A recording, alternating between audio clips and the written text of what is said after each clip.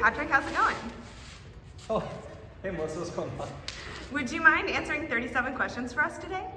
37 questions? Exactly. Okay, let's do it. Great. Can you tell us where we are right now? Oh, we're at the entry of the Lucy Stern Community Theater. And how long has this theater been here? It was born in 1933. Would you mind showing us around? Yeah, let's do it. Awesome. I hope it's in decent shape. We'll see. Yeah. So Patrick, what do you do here at Palo Alto Players? I am the artistic director of Palo Alto Players. What does an artistic director do? I get to hire and work with amazing people to put on awesome shows. And how long have you been here at Palo Alto Players? I started in 2009, so that many years. What's your favorite part of your job? Probably getting to do great work with great people. And what's the most exciting thing that's happened during your time here? COVID was really fun. I mean, that was the most exciting because it was the most challenging, but I think just being part of putting on shows that were beyond our expectations and beyond our preconceived limits of what was possible on the stage. There's been several of those. And that leads me into my next question. What's the most difficult thing that's happened during your tenure, but you may have already answered it? No, COVID was easy. No, that was the most difficult, but we're still surviving and thriving for sure.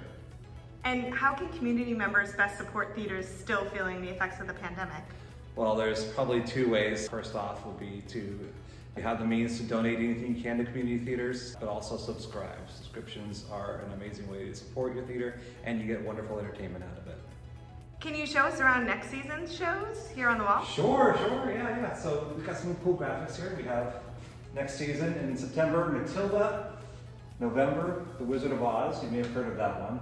And then in January, we're doing the play Misery based on the Stephen King novel. The Music Man, which is always exciting, in April of 24. And then finishing the season off with Murder on the Orient Express in June of 24. And can you tell us what the theme for next season is? Yeah, it's mischief, mystery, and melody. Amazing.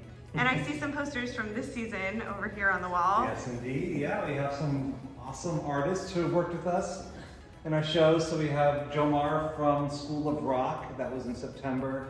In November we did Beauty and the Beast, that's Sam Mills, amazing as our Belle. And then we had just a record-breaking run of The Play That Goes Wrong. So we got these amazing folks. We can spend time naming all them, but if you want to just come to our theater and see a show, you can read their names right here. And then we've got the fun cast of SpongeBob, which we just closed in May. Did you have a favorite show in this season? Oh, come on, you can't ask me that question. Okay. Oh, I directed two of them, so those are obviously my favorites, but I really enjoyed The Play That Goes Wrong as well, and as well as School. I can't, I'm sorry. And can you show us into the house? Yeah, let's go. So this is the auditorium here. Go through the architectural details of what era it was built. I don't know anything about that, but this has been our home since this building was built in 1933. All right, let's go. So what's the best way to see all of the shows next season? Oh, subscriptions. That's the best way. Or you can buy individual tickets. We love you too. But if you're a subscriber, you get all these wonderful benefits. You become part of the subscriber family, which means you're clued in on all the inner workings of what happens at Palo Alto Players, as well as getting great discounts and being part of some different events that we have at the theater. So it's a really great opportunity for you not only to save money, but also to become part of the family and help the theater out. What show are you looking forward to most next season? Well, I'm directing The Wizard of Oz next season, so that's my current top of mind, but I can't say that there's any of those shows that I'm not looking forward to, because they're all going to be amazing for sure. What do you look for when picking shows for a season? Well, I take in a lot of things into account. I think about like what can fit on our stage well. It's a very traditional proscenium space. I think about the acting group of people we have in our pool and who sort of fits the different titles, and I think about what I think our patrons will like to see. So it's a combination of a whole bunch of different things that eventually filter out into a handful of shows, and then it's just a matter of which ones we can get rights to, which is always fun. And do you have a favorite seat in the house? Looks like there's a lot of amazing places to sit. Do you have a favorite place to sit? Well, I'll show you where I always sit. Can we great. take Yeah. ourselves back? Let's go back. I usually sit somewhere in this general area here. I sit here because I like to see the audience. By the time that an audience is here, I've already seen the show multiple times. So for me, it's not so much about watching the show as it is watching the audience's reaction to the show, Nice. which is always really exciting. What's the first Player musical you ever saw? Elves and the Shoemaker, I think in like the early 80s. I think I was in it actually. Do you have a favorite play of all time? The play that comes to mind right away when you say that, Melissa, is Harry Potter and the Cursed Child, which I was absolutely blown away by. Favorite musical of all time? Yes, I'd have to say The Music Man is my favorite. Coming up next season. Coming right? up next season at Palo Alto Players. And what show hooked you on theater? I saw my first Broadway show, which was Thoroughly Modern Millie. That was when I was really hooked. And can you show us up to the stage? Can we take a little closer look? Sure, let's go. I'm not going to make you climb this ladder. Okay, great. I am wearing heels, so thanks. And while we're walking, what's a PAP show that you still think about? Bright Star. I love Bright Star. I directed it. Had a great cast. It was such a deeply emotional show. It was really spectacular, for sure. And what's a PAP show you wish could have run longer? Bright Star, for sure. Is there anything you want to point out about this amazing set for Puffs? Well, this set was designed by our technical director, Kevin Davies, and I think he did an awesome job. Puffs is an unofficial sort of reworking of a certain story of a certain boy wizard. And so there are hints of that world on the stage. There's also a lot of original ideas. One little cool tidbit is that coat of armor over there, the suit of armor. That's its second appearance in a Palo Alto Players show. The first one was in Blithe Spirit about 10 years ago, where it came to life at the end of the show. Is there anything else that's special about the set?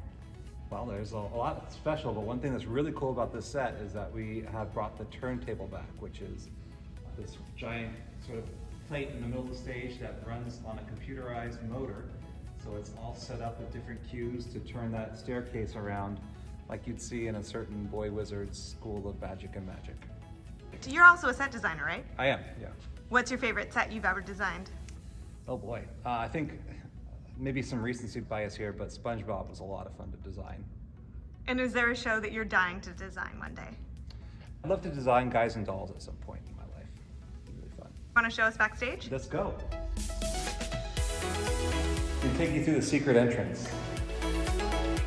So as you come through, this is the area where the audience usually doesn't get to go. Down the hallway there is where we rehearse and audition all of our shows, and the dressing rooms. This is the green room over here, where our actors hang out before and during the show. Do you want to go on stage? Sure. Let's go on stage. You get to see the backside of the Puff set. Not surprisingly, it's full of stairs. While we're walking on stage, do you have any advice for someone who's looking to be in a Palo Alto Players show? The first thing I do is say audition. That's the best way. People are always nervous about it, the feeling of being rejected or not doing well in the audition. And I want to say that every audition I've ever been a part of, I could tell you 100% the folks that are auditioning you behind the table, they are rooting for you. They want you to do well. We're your fans. We're not there to judge you. So please come out, get rid of all of that insecurity, come out and just do your best. And we'll see if you're a perfect fit for the show. And if you're not right for that show, come again, you'll be right for a different show, for sure. This is what the actors get to see. Of course, there's a lot more lights on during the production.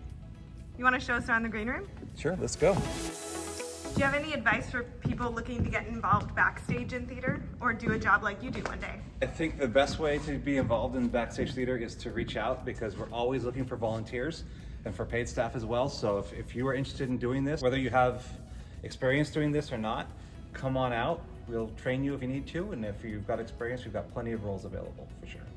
So this is the green room here. Quiet now, but during a production, it's very, very crazy. Our actors are amazing folks with a lot of energy, and so this room is buzzing usually during our productions for sure. Can you take us out to the set shop? Oh yeah, let's go. Amazing. I love the set shop. Maybe run into Kevin. And while we're walking, what's the best piece of advice you've gotten about working in theater?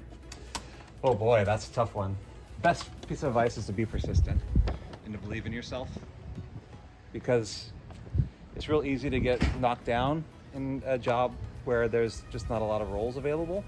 But if you're persistent and you're constantly looking to improve on the skills you have, and you're personable and you're easy to work with, the job's going to find you for sure. For sure. This is the set shop here. It's in the process of being cleaned out, but we have lots of different fun things and memories from different shows. If you look around here, you can see there's a bit of Clybourne Park hanging from the rafters there. We've got Miss Saigon represented. We've got School of Rock up over here. There's some things with Spamalot on the walls, some things from In the Heights. There's something from Flower Drum Song, from Chinglish. We always like to keep a memento or two from every show just to remind us of all the amazing shows of the past, for sure. Well, thank you so much for showing us around today. My pleasure. One last question. Okay. If you're looking to see a PAP show on a budget, do you have any insider tips for us? Yes, we have lots of different options for pricing for sure for seeing a show. One thing I would definitely look into is subscribing to preview performances because it's the best value for sure.